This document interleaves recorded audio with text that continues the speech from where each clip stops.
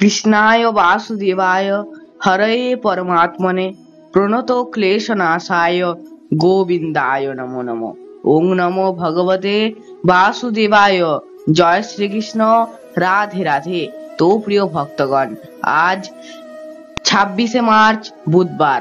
আজকের দিনে সম্পন্ন হচ্ছে বছরের একটি সর্বশ্রেষ্ঠ একাদশী, পাপমোচনী একাদশী। আজকের দিনে অনেকেই এই পাপমোচনী একাদশী ব্রতের উপবাস রেখেছেন। আজকের দিনে এই পাপমোচনী একাদশী ব্রতের উপবাস রাখুন কিংবা নাই রাখুন, আজকের দিনে একটি বার হলো অবশ্যই শ্রবণ করুন আজকের পাপমোচনী একাদশী ব্রতের ব্রত কথা। বছরের সর্বশ্রেষ্ঠ একাদশী ব্রত হচ্ছে এই চৈত্র মাসের কৃষ্ণপক্ষের একাদশী, পাপমোচনী একাদশী। যারা আজকের দিনে ব্রত পালন করেছেন তারা অতি অবশ্যই আজকের দিনে পাপমোচনী একাদশীর ব্রত কথাটি যতবার সম্ভব পাঠ কিংবা শ্রবণ করুন।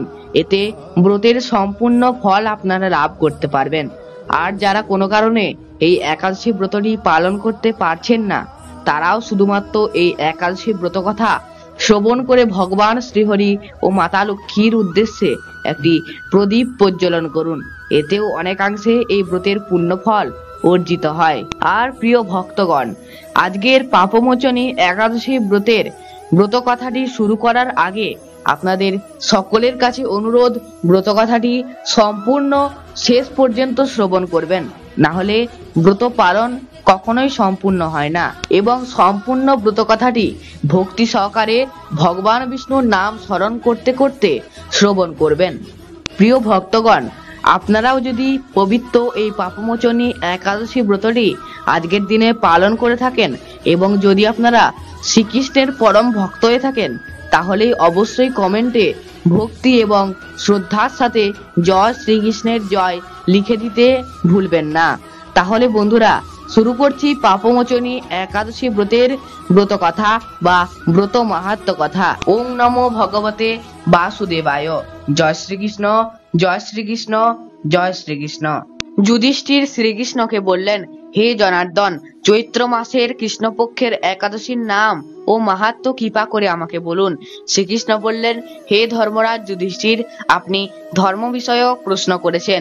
এই একাদশী সকল সুখের আধার, সিদ্ধি প্রদানকারী ও পরম মঙ্গলময়, সমস্ত পাপ থেকে নিস্তার বা মোচন করে বলে এই পবিত্র একাদশী তিথি পাপমোচনী নামে প্রসিদ্ধ। রাজা মান্ধাতা একবার লোমশ মুনিকে এই একাদশীর কথা জিজ্ঞাসা করেছিলেন। তার বর্ণিত সেই বিচিত্র উপাখ্যানটি আপনার কাছে বর্ণনা করছি, আপনি মনোযোগ দিয়ে তা শ্রবণ করুন। প্রাচীনকালে অতি মনোরম চৈত্ররথ পুষ্প উদ্যানে মুনিগণ বহু বছর ধরে তপস্যা করতেন। এক সময় মেধাবী নামে এক ঋষিকুমার সেখানে তপস্যা করেছিলেন। মঞ্জুঘোষা নামে এক সুন্দরী অপ্সরা তাকে বশীভূত করতে চাইল, কিন্তু ঋষির অভিশাপের ভয়ে সে আশ্রমের 2 মাইল দূরে অবস্থান করতে লাগলো। বীণা বাজিয়ে সে মধুর স্বরে গান করত। একদিন মঞ্জু ঘোষা মেধাবীকে দেখে কামবানে পীড়িতা হয়ে পড়ে। এদিকে ঋষি মেধাবী ও অপ্সরার অনুপম সৌন্দর্য দেখে মুগ্ধ হন। তখন সেই অপ্সরা মুনিকে নানা হাব ভাব ও কটাক্ষ দ্বারা বশীভূত করে। ক্রমে কামপরবশ মুনি সাধন বর্জন বিসর্জন দিয়ে তার আরাধ্য দেবকে বিস্মিত হন। এইভাবে অপ্সরার সাথে মুনির বহু বছর অতিক্রান্ত হলো। মুনিকে আচার ভ্রষ্ট হতে দেখে সেই অপ্সরা দেবলোকে ফিরে যেতে মনস্থ করলো। একদিন মঞ্জু ঘোষা মেধাবী মুনিকে বলতে লাগলেন, হে প্রভু, আমাকে এরপর আমার নিজ গৃহে ফিরে যাবার অনুমতি প্রদান করুন। ঋষি মেধাবী বললেন, হে সুন্দরী, তুমি তো এখন সন্ধ্যাকালে আমার কাছে এসেছো, প্রাতঃকাল পর্যন্ত আমার কাছে থেকে যাও। মুনির কথা শুনে অভিশাপের ভয়ে সেই অপ্সরা আরো কয়েক বছর তার সঙ্গে অতিবাহিত করলো। এইভাবে বহু বছর, প্রায় 55 বছর 9 মাস 7 দিন অতিবাহিত হলো। দীর্ঘকাল অপ্সরার সঙ্গে থাকলেও মেধাবীর কাছে তা অর্ধরাত্রি মনে হলো। মঞ্জু ঘোষার পুনরায় নিজ স্থানে গমনের প্রার্থনা জানালে মুনি বললেন, এখন প্রাতঃকাল, যতক্ষণ পর্যন্ত আমি সন্ধ্যা বন্দনা না সমাপ্ত করি ততক্ষণ তুমি এখানেই থাকো। মুনির কথা শুনে ঈষৎ হেসে মঞ্জু ঘোষা বলল, হে মুনিবর, আপনার সঙ্গে থেকে আমার যে কত বছর অতিবাহিত হয়েছে তা একবার বিবেচনা করে দেখুন। এই কথা শুনে মুনি স্থির হয়ে চিন্তা করলেন যে তার 56 বছর অতিবাহিত হয়ে গেছে। তখন মুনি মঞ্জু ঘোষের প্রতি ক্রোধ পরবশ হয়ে বললেন, হে পাপিষ্টি, দুরাচারিণী, তপস্যার ক্ষয়কারিণী, তোমাকে ধিক, তুমি পিশাচী হও। মুনির অভিশাপে অপ্সরার শরীর বিরূপ প্রাপ্ত হলো। তখন সে অবনত মস্তকে মুনির কাছে সাপ মোচনের উপায় জিজ্ঞাসা করলেন। মেধাবী বললেন, হে সুন্দরী, চৈত্র মাসের কৃষ্ণপক্ষিয়া পাপমোচনী একাদশী সর্বপাপ ক্ষয়কারিণী। এই ব্রত পালনে তোমার পিশাচত্ব দূর হবে। পিতার আশ্রমে ফিরে গিয়ে মেধাবী বললেন, হে পিতা, এক অপ্সরার সঙ্গদোষে আমি মহাপাপ করেছি। এর প্রায়শ্চিত্ত কি, তা কৃপা করে আমাকে বলুন।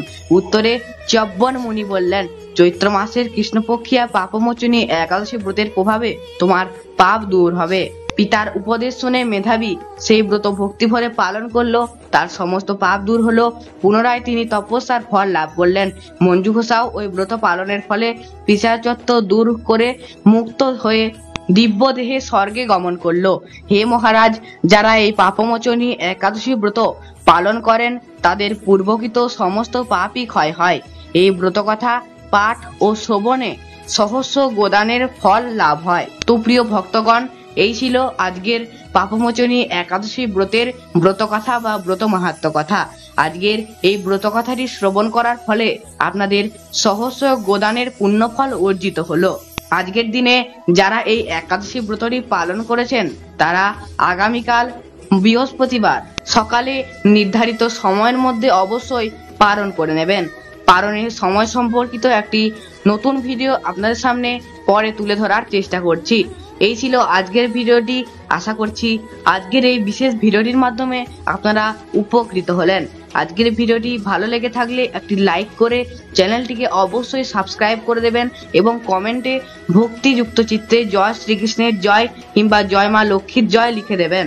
প্রিয় ভক্তগণ, পাপমোচনী একাদশী ব্রতের দিনে কোন কোন খাবার গ্রহণ করা যাবে, কোন কোন খাবার গ্রহণ করা যাবে না, পালনের মন্ত্র, পালনের সঠিক সময় এবং সংকল্প মন্ত্র সম্পর্কিত অন্যান্য ভিডিও আমার চ্যানেলে আগে থেকে দেয়া রয়েছে। প্রয়োজন বোধ হলে অবশ্যই আপনারা দেখে নিতে পারেন। আজ এখানেই বিদায় নিচ্ছি। ফিরে আসবো আপনার সামনে অন্য কোনো ভিডিও নিয়ে। ততক্ষণ সবাই ভালো থাকবেন, সুস্থ থাকবেন। জয় শ্রীকৃষ্ণ। রাধে রাধে।